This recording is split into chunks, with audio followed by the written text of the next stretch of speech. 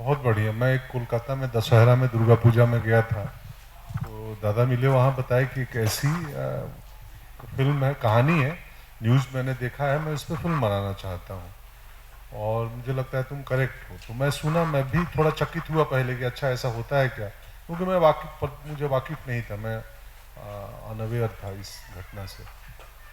तो मैं एक्साइटेड हुआ, बोला ठीक है लिखते हैं, लिखिए आप। फिर 2 4 6 महीने बाद हम लोग मिले एक ड्राफ्ट के साथ। तो उस तरीके से कहानी मुझ तक आई थी।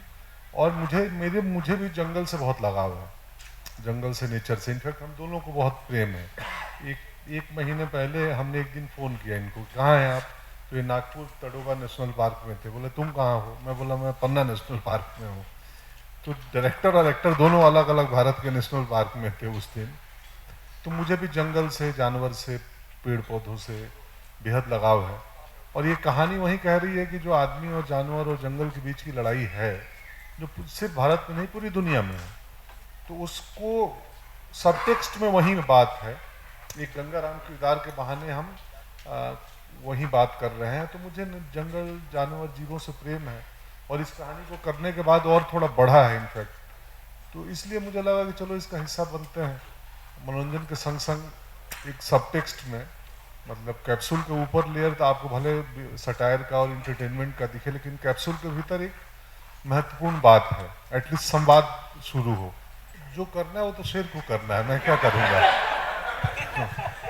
तो शेर आपके सामने है तो आप क्या करेंगे? वही जिसको जो करना है।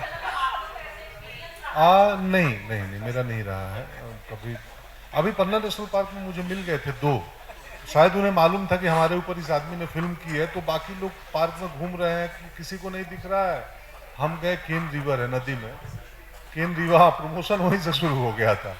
तो वो दो बैठे थे नदी के किनारे और हम पानी में बोट पे। तो हम बाघ को देख रहे थे, बाघ हमें देख रहे थे। आधे घंटे दोनों ने एक दूसरे को देखा और किसी ने किसी को परेशान नहीं किया।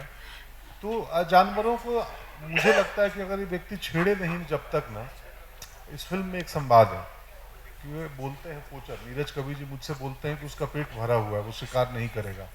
तो मैं कहता हूँ कि मतलब ये जानवर का जब पेट भरा होता है तो शिकार नहीं करते शेर, और एक इंसान है कि पेट भरता ही नहीं है। तो यही बात है। तो अब मुझे कभी ऐसा इनकाउंटर नहीं हुआ है। और जो थोड़े बहुत वाइल्ड लाइफ मिलते हैं मुझे, मैं सांप वाप से डरता नहीं हूँ, क्योंकि मुझे मालूम है कि जब तक मैं तंग नहीं करूँगा, वो बेवजह वो ईगो लेके नहीं चलते हैं। इंसान ही ईगो लेके चलता है, जानवर इंस्टिंक्ट पे काम करते हैं। अग्निपथ स्कीम को लेकर क्या आप अपने नज़रिए से देखते हैं और क्या आप कहना चाहेंगे स्कीम को लेकर? जी।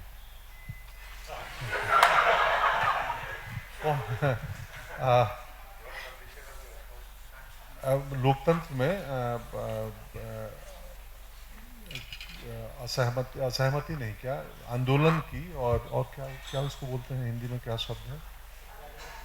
नहीं नहीं, अग्निपथ नहीं, विरोध का। लोकतंत्र में सबको अधिकार है, लेकिन मेरा यही देखना है कि किसी भी प्रकार का आंदोलन बड़ा शांतिपूर्ण होना चाहिए, सलीके से होना चाहिए। वो भी एक तरीका है। तो मैं किसी भी आंदोलन को तोड़फोड़ और सरकारी संपत्ति का नुकसान, मतलब हम अपने ही नुकसान कर रहे हैं ना। ऐसा तो है नहीं कि वो दूसरे देश की संपत्ति है, वो भी तो हमारी ही है। तो शांतिपूर्ण प्रतिरोध और अपनी बात रखने का अधिकार हर व्यक्ति को है और वो होना चाहिए। फिर एक सीक्वेंस है जिसमें पेड़ से नीचे गिरना था, तो 10-12 फीट हाइट का पेड़ था और रात का समय था। तो बाकी कोई परेशानी नहीं हुई, जंगल में बहुत आनंद आता था। हम लोग तकरीबन 20 दिन थे जंगल में। तो छोटी फिल्म है, बहुत कम समय में बनी हुई है। बहुत आनंद आता था। मुझे लगा कि अरे 20 दिन की जगह थोड़ा डेट्स और होते तो इसको और थोड़ा लंबा खींचते, फॉरेस्ट वाले पार्ट को। बहुत आनंद आता है। आप जंगल में जाओगे ना, तो सुबह का माहौल कुछ और होता है, दोपहर में कुछ और होता है, शाम का कुछ और होता है। वो जो चिड़िया ड्यूटी पे निकलती है और जब शाम को चिड़िया लोग वापस लौटती है, वो यकीन मानिए हम जब घर लौटते हैं उससे ज़्यादा इंटरेस्टिंग होता है। जानवरों की दुनिया अंदर, तो वहाँ दिखे, बहुत सारे जानवर भी हमें दिखे।